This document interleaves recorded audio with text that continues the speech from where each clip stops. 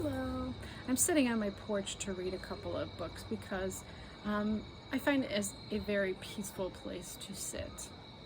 And on Monday, September 21st, is the International Day of Peace. Now, maybe it already happened on Monday, but this week I'm reading books about peace so we can kind of continue on the wonderful day that we sort of celebrate.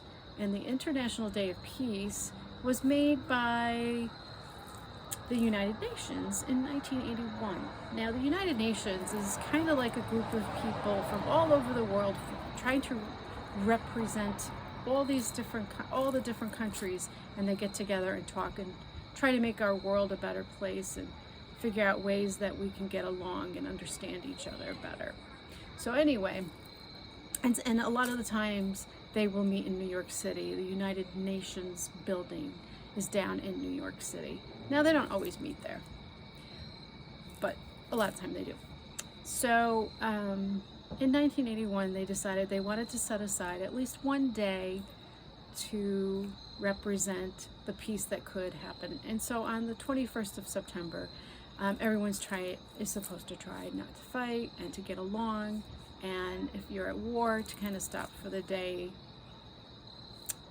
Whether that really happens or not, we don't know. And it would be nice to have peace all the time. It'd be nice to have peace some of the time.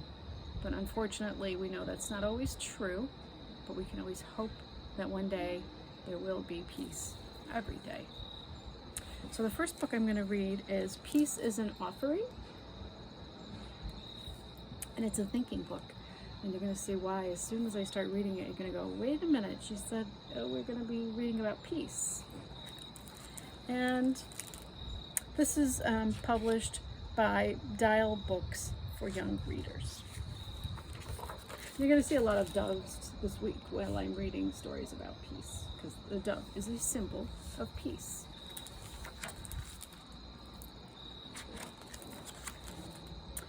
Peace is an offering, a muffin or peach.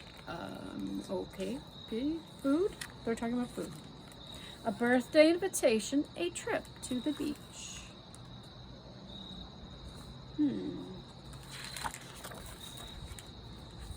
Peace is gratitude for simple things, light through a leaf, a dragonfly's wings.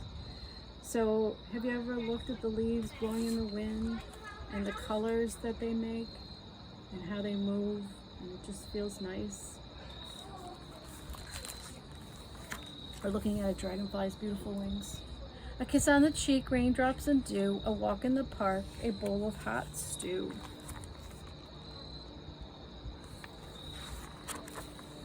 Peace is holding on to another. Peace is the words you say to your brother. And there's two brothers right next door. You can hear that. Will you stay with me? Will you be my friend? Will you listen to my story? Till the very end. Sometimes you don't want to, but people sometimes sit and listen to a story they don't feel like hearing just to be nice. Will you wait when I'm slow? Will you calm my fears? Will you sing to the sun to dry my tears?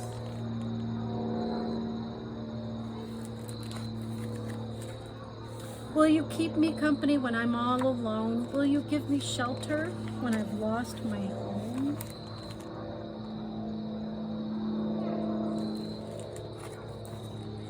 You might find peace in a photograph or deep in the boom of a belly laugh. Looking at photographs might make you laugh, might make you sad, but it's fun. They're good to look at and remember good times. And I love belly laughs of babies and children the most myself. And even in the wake of tragedy, even then you might find her in the rubble of a fallen tower, in the sorrow of the darkest hour, in the hat of a hero, in the loss of a friend.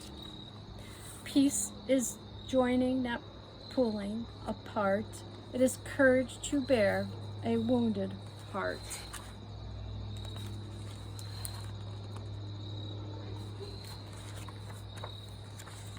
It's a kiss or a hug. Oh, excuse me.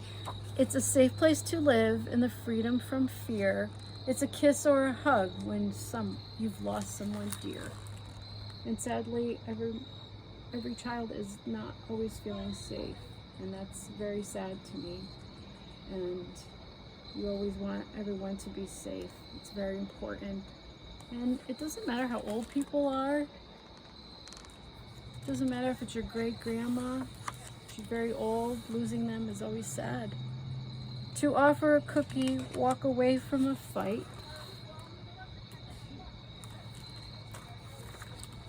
Comfort a friend through the long dark night. Sing a quiet song.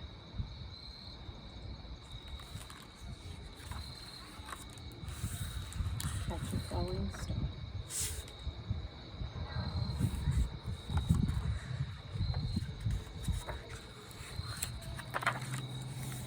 May peace walk beside you wherever you are.